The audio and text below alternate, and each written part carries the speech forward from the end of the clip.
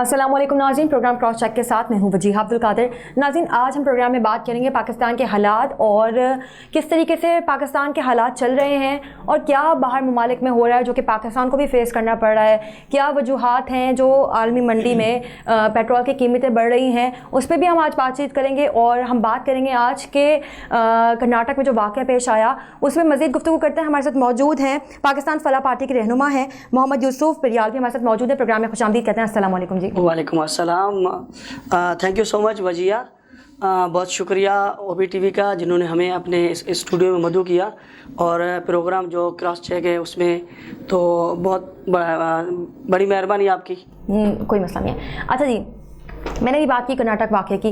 Complete वाक़या ये है कि एक बच्ची है, बल्कि कॉलेज में प्रोटेस्ट हो रहा था कि जी वहाँ पे जय श्री राम के नारे लगाए जा रहे थे और कहा जा रहा था उन बच्चों से, उन ख़वातीन से जो कि हिजाब करती हैं कि आपने ये हिजाब नहीं लेने हैं और विदाउट हिजाब आपने एंट्री लेनी है कॉलेज में। जबकि एक बच्ची जिसका नाम मुस्कान है वो एंट्री लेके डरते डरते आती है और कोई 10-12 बंदों का जो हुजूम है उसको घेर लेता है। खैर वो ज़ोर से वो उसने एक इंटरव्यू में बताया कि वो डर गई थी, लेकिन फिर वो अल्लाह अकबर के नारे लगाती है वो बच्ची और वो कॉलेज में एंटर हो जाती है।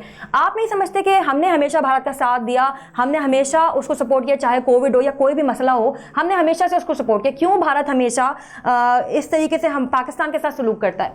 जी वजिया, बहुत अच्छी आपने एक बात कही है कि इंडिया के साथ हम हमेशा ही अपने जो है ना एक मसलहत के तहत पे उनसे बात करना चाहते हैं, क्योंकि हमारे पड़ोसी मुल्क हैं, क्योंकि दोनों ही ममालिक जो है ना अपनी एक हैसियत रखते हैं, एक ताकत रखते हैं। अगर उसका हल एक ताकत के ज़ोर पे किया जाए तो उसके सिर्फ यही रिज़ल्ट है कि तबाही के सिवा कुछ भी नहीं है। तो ये जो वाक़या हुआ है ये एक वाक़या नहीं हुआ, ऐसे कई वाक़यात से तारीख़ भरी हुई है।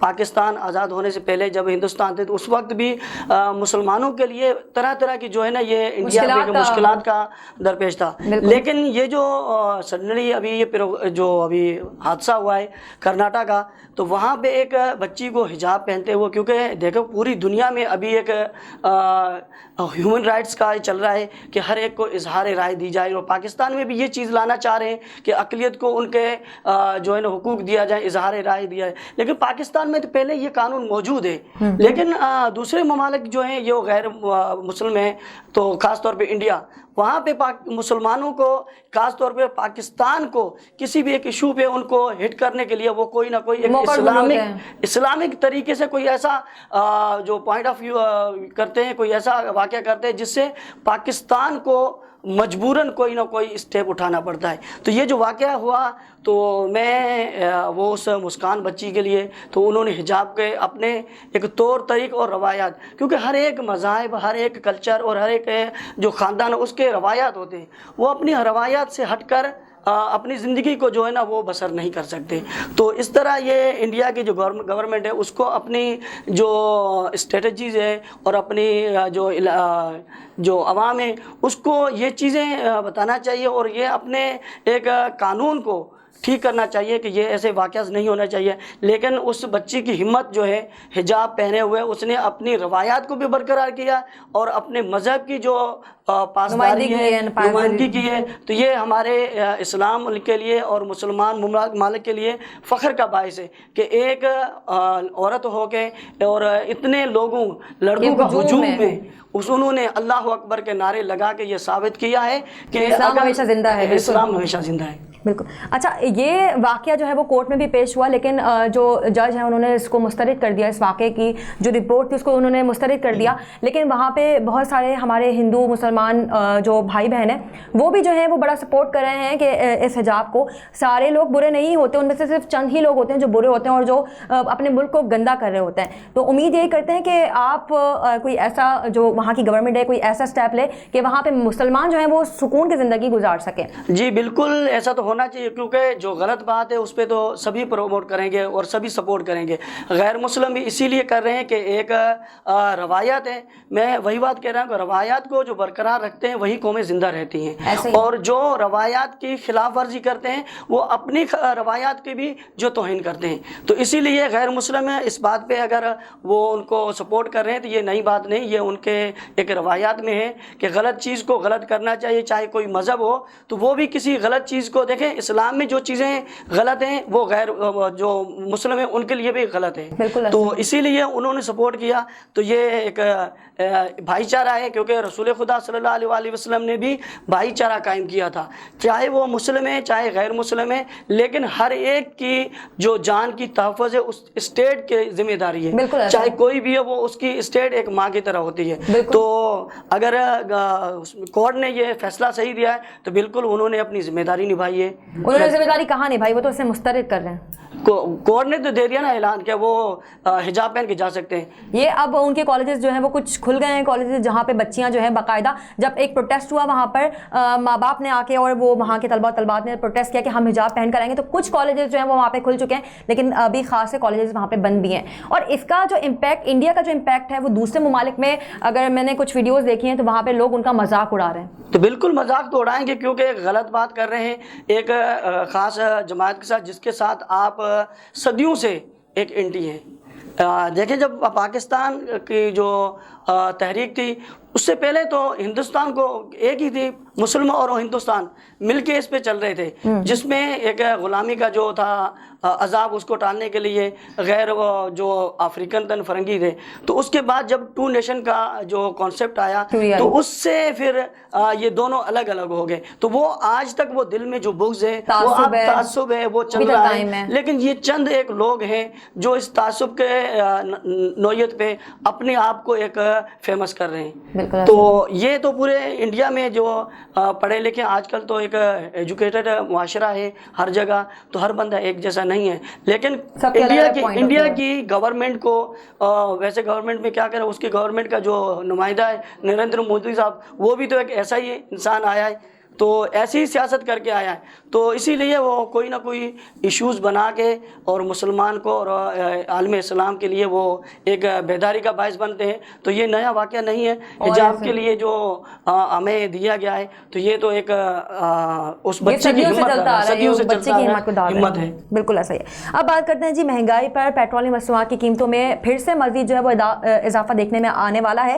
وہ یہ کہ جب عالمی منڈی میں جو ہے وہ تیل مصنوعات کی قیمتوں میں اضافہ ہوتا ہے تو اس کا اثر پڑتا ہے ڈائریکٹلی پاکستان پر. اگر ہم شیئر کرتے ہیں آپ سے تو جو عالمی منڈی میں پیٹرول کی قیمت ہے وہ 6.5 روپے لیٹر ہے, اور جو ڈیزل ہے وہ 5 روپے لیٹر بڑھنے کا جو ہے وہ امکان ہے. تو آپ کیا سمجھتے ہیں اس بارے میں؟ ظاہر سی بات ہے جب عالمی منڈی میں اضافہ ہوگا تو آٹومیٹکلی جو ہے وہ پاکستان میں بھی جو ہے وہ پیٹرول مصنوعات کی قیمتوں میں اضافہ دیکھنے میں آئے گا. وجیہ آپ نے وہ کہتے ہیں کہ جلتی پہ تیل ڈال دیا ہے, یہ ایسا سوال ہے کیونکہ مہنگائی جو ہے پیٹرول تو وقفاً جو بڑھ رہا ہے. پاکستان فلاح پارٹی کی جانب سے جو میں بات کر رہا ہوں تو اس پہ کافی ہم نے احتجاج بھی کیا ہے, اور اپنے جو ہے ہمارے جو صدر ہیں پریزیڈنٹ ہیں جناب امانت زیب صاحب, انہوں نے 2-3 جو ہے نا یہ لیٹر خط بھی ہے وہ پریزیڈنٹ پاکستان عمران خان کے نام پہ لکھے ہیں, جس پہ انہوں نے کہا ہے کہ کس حد تک آپ اس معاملات کو اس طرح دیکھیں کہ پاکستان کے عوام کو ریلیف دیا جائے. جہاں عالمی منڈی میں تیل بڑھ رہا ہے وہاں آپ کہہ رہی ہیں کہ 6.5 روپے پیٹرول بڑھ رہا ہے اور ڈیزل جو وہ 5 روپے. تو ہماری جو گورنمنٹ ہے وہ قومی اسمبلی میں 8 روپے بڑھانے کی بحث چل رہی ہے, لیکن یہاں کے ایسا پہلے ہی ہماری جو معیشت ہے وہ ڈاؤن ہے ڈیو ٹو کووڈ. جی ڈیو ٹو کووڈ بھی. ویسے بھی جو ہماری گورنمنٹ ہے جو بھی آئی انہوں نے عوام کے لیے کچھ بھی نہیں کیا. عوام یہی ہے کہ ہر ایک نئے چہرے کے لیے وہ یہی امید رکھ رہی ہے کہ کوئی ایک فرشتہ آ جائے جو ہمارے لیے ایک رحمت کا باعث بن جائے. تو اسی لیے پاکستان فلاح پارٹی کا بھی یہی منشور ہے کہ خود کو بدلو گے تو بدلے گا پاکستان.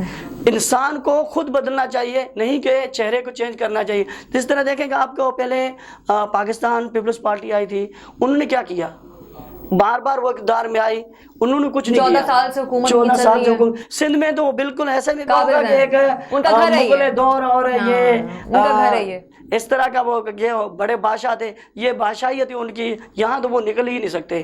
اور میں یہی کہوں گا کہ پاکستان میں ایک سیاست جو ہو رہی ہے وہ یہی ہے کہ ڈیل کے تحت ہو رہی ہے کہ سندھ میں جس کا اکثریت ہے وہ سندھ میں یا پیپلز پارٹی کو دے دیا, اور خیبر پختونخوا میں آپ کو پتہ ہے کہ پہلے پی ٹی آئی کی تھی, اب بھی وہ پی ٹی آئی اس میں آ گئی ہے, اور پی ٹی آئی نے ایک اور اسٹیپ اٹھایا جو पंजाब में उन्होंने अक्सर की है, उसकी वजह यही है कि पंजाब में जो मुस्लिम लीग नून थी उनकी जो कारकर्दगी थी वो आप लोगों के सामने, लोग उनसे मुतफिक नहीं थे क्योंकि उन्होंने सिर्फ तवज्जो दी है अपने पंजाब पे। पंजाब पे आप देखें कि लाहौर को उन्होंने किस हद तक बनाया है।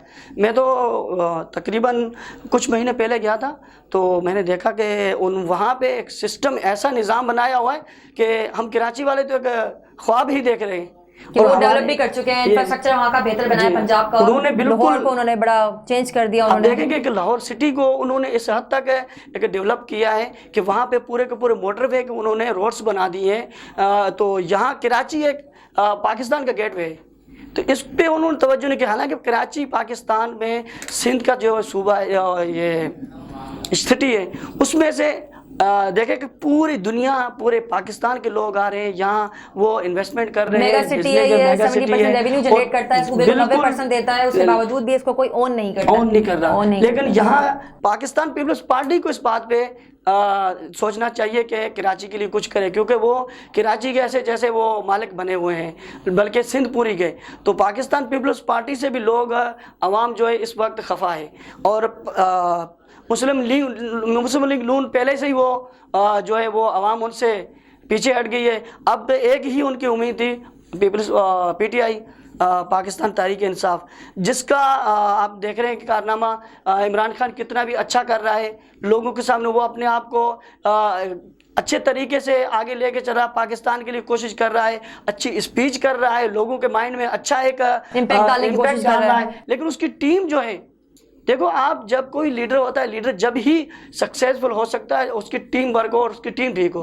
बार बार देखें ना, वो पाकिस्तान क्रिकेट टीम में जिस तरह होते थे, कोई प्लेयर जो है वो आपको अच्छी परफॉर्म नहीं कर रहा तो उसको आप निकाल देते हैं, रिप्लेस कर देते हैं। इसी तरह ये आप देख रहे हैं कि इमरान खान मतलब अपनी टीम को जो है वो इसी तरीके से वो बस ये ट्रायल पे चला रहा है, तो है। इसीलिए पाकिस्तान फलाह पार्टी जो है ये अवाम की जो उम्मीदों पे पूरा उतरने की उम्मीद रखती है। अगर पाकिस्तान फलाह पार्टी को अल्लाह ने मौका दिया तो अवाम की पूरी भरपूर खिदमत करेगी और इन मामलात के पूरे हल जो है ना पाकिस्तान फलाह पार्टी के पास है, क्योंकि पाकिस्तान फलाह पार्टी एक अवाम की पार्टी है, एक आम आदमी की पार्टी में, जिसमें आपके भी हुकूक शामिल हैं, जिसमें सबसे पहले तो हमारा नारा यही है कि खुद को बदलोगे तो बदलेगा पाकिस्तान। क्योंकि इंसान, आम आवाम जो है वो खुद को नहीं बदल रहा। क्योंकि देखें जो माशरे का एक होता है असर, वो अवाम पे भी पड़ता है और अवाम जैसी होती वैसा ही हुक्मरान आ जाता है। तो इसलिए कोई एक मुखलस इंसान की हमें तलाश है जो आकर पाकिस्तान अवाम की एक हाथ को थाम कर उनको एक सीधे रास्ते पे चलाए। तो पाकिस्तान फलाह पार्टी ही एक ऐसी पार्टी है। हम उम्मीद करते हैं कि अगर मौका दिया तो हम अवाम की भला के लिए अल फलाह का नारा लगाया हुआ है, तो पाकिस्तान की फलाह के लिए भरपूर कोशिश करेंगे। बिल्कुल। अच्छा, बात करते हैं PDM के सरबराह मौलाना फजल रहमान कहते हैं कि जी हुकूमत के खिलाफ अदम एतमाद का फैसला लेने जा रहे हैं, इस हवाले से क्या समझते हैं आप? मैं यही आपसे कहूँगा कि मौलाना फजल रहमान जो है वो आप देखें कि हर वक्त में, हर अदवार में, जहाँ भी जिस पार्टीज के लिए उनके पास कोई अपना मफाद होता है तो आप उसके साथ चले जाते हैं। ठीक है, अब ऐसा ही है कि अभी जो वो PDM को लीड कर रहे हैं, PDM में तो मौलाना फजल रहमान भी है और मुस्लिम पीपल्स पार्टी जो है वो जो है बिलावल भुट्टो जरदारी साहब, वो पहले ही कह चुके हैं कि PDM अगर हमारे मौक़िफ़ पे आएगी तो हम इनसे बात करेंगे। ये जब खुद ही इन पे एक पेज पे नहीं है तो मुझे बताएं कि 172 वो वोट किस तरह ले सकेंगे। ये पहले तो खुद ही अपने अंदर जो अपनी जमातों को इकट्ठा करके उनमें फूट पड़ रही है। उससे पहले तो आप देखें कि सेनेट में जो ये स्टेट बैंक का जो बिल पास उन्होंने किया था उसमें भी यूसुफ रज़ा गिलानी साहब पीपल्स पार्टी के जो पीछे हट गए थे, इस्तीफा उन्होंने दे दिया, वो उन्होंने वोट ही नहीं डाला था। तो इस तरह देखें कि अगर वो एक अदम एतमादी का हुकूमत के खिलाफ अगर ले रहे हैं वोट, तो मैं नहीं समझता कि ये کوئی خاطر خواہ کامیاب ہو سکیں گے. یہ صرف یہی ہے یہ کہ باتیں محض جو ہمیشہ کرتے آتے ہیں یہ لوگ, تو وہی باتیں ان کی ہوتی جو پہلے کر رہے ہوتے ہیں, کیونکہ جو اپوزیشن میں ہوتا ہے ان کے پاس باتوں کے سوا کچھ بھی نہیں تنقید کے ہوتا علاوہ ہے, کچھ نہیں. تنقید سوا کچھ بھی نہیں ہوتا ہے. چاہے آپ کتنی بھی اچھی گورنمنٹ چلا رہے ہیں, چاہے آپ کے پاس کتنا بھی اچھا ایک اسٹیٹ ہو جائے, یا آپ کے پاس کوئی ایک اچھا نظام ہو جائے, لیکن وہ تنقید ہی کریں گے. کیونکہ میں ایک بات اور بھی کہوں گا کہ آپ کے پاس اگر اچھی اپوزیشن ہے تو آپ کی جو معیشت ہے اور آپ کی گورنمنٹ اچھی سمت میں چل رہی ہے, لیکن ان کے پاس جو اپوزیشن وہ بھی اچھے نہیں ہیں, تنقید کرتے ہیں, تنقید کرنے والے بھی اچھے نہیں ہیں. کیونکہ جب آپ کے دشمن یا تنقید کرنے والے اچھے ہوں گے تو آپ اپنے ایک جو سمت کو صحیح طریقے سے لے کے چلیں گے. بالکل ایسا ہی ہے. یہاں ایک بریک لیتے ہیں, آپ نے کہیں نہیں جانا, ہمارے ساتھ ہی رہنا ہے.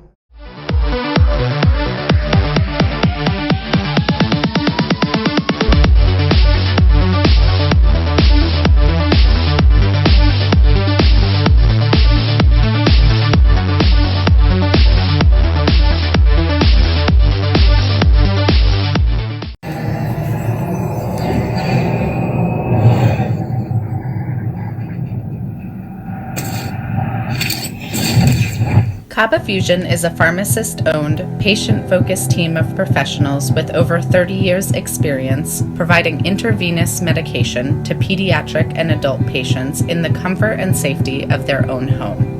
Founded by Dr. Sohail Masood, a pioneer in the home infusion industry and recipient of Ernst & Young's Entrepreneur of the Year Award, Kaba Fusion has 28 state-of-the-art compounding pharmacies across the country with service capabilities nationwide.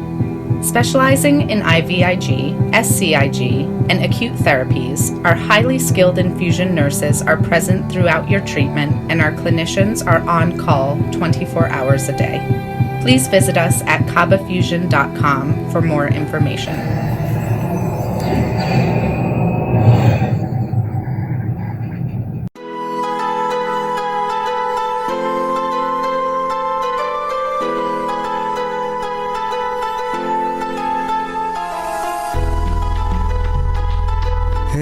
دوست ذرا اور قریب رگے جان ہو چنائی چھڑیندا یار چنائی چھڑیندا یار وڈے اللہ والی تار وڈے مرشد والی تار مینوں عشق نہ جاوے کچھ سمجھ نہ آوے مینوں عشق نہ جاوے کچھ سمجھ نہ آوے جد سامنے ہووے یار تے نچنا پیندا اے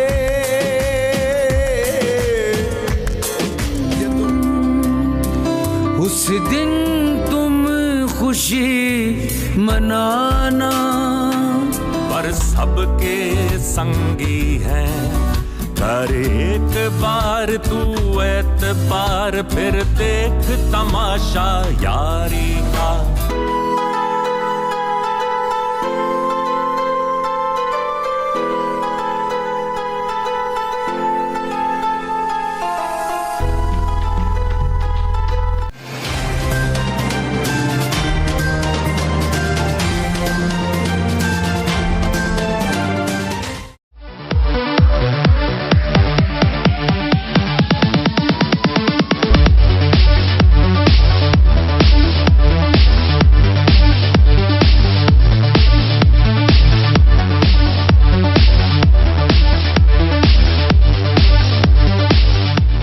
ناظرین بریک کے بعد واپس آ گئے ہم یہیں سے کنٹینیو کرتے ہیں. بات کرتے ہیں جی پیٹرولیم مصنوعات کی قیمتوں پہ تو ہم نے بات کری, اس میں آلریڈی اضافہ ہونے جا رہا ہے, اس کا بھی امکان ہے. لیکن اگر ہم بجلی کی قیمتوں کی بات کرتے ہیں تو نیپرا نے جو ہے وہ ابھی فی یونٹ بجلی 3 روپے 9 پیسے جو ہے وہ مہنگی کر دی ہے. اگر ہم بات کرتے ہیں غریب عوام کی, جب پیٹرول کی قیمتیں بڑھتی ہیں عوام متاثر ہوتی ہے. اسی طریقے سے جس طریقے سے بجلی کی قیمتیں بڑھیں گی تو ظاہر سی بات ہے وہی عوام متاثر ہوتی ہے. کتنے پیسے کہاں کہاں بھریں گے, بلوں میں آپ کے پیسے چلے جاتے ہیں, پیٹرول میں آپ کے پیسے چلے جاتے ہیں, راشن میں آپ کے پیسے چلے جاتے ہیں, پیچھے بچتا کچھ بھی نہیں ہے. اسی پہ مزید کنٹینیو کریں گے. جی محمد یوسف, آپ ذرا مجھے بتائیے گا کہ جب پیٹرول کی قیمتیں بڑھنے جا رہی ہیں اور آپ نے ایک دم سے بجلی کی قیمتیں بھی بڑھا دی ڈیورنگ کووڈ, ابھی بھی جو ہے لوگ فیس کر رہے ہیں کووڈ کو, تو آپ نہیں سمجھتے اس بارے میں کہ عوام پہ ایک اور بوجھ ڈالا جا رہا ہے؟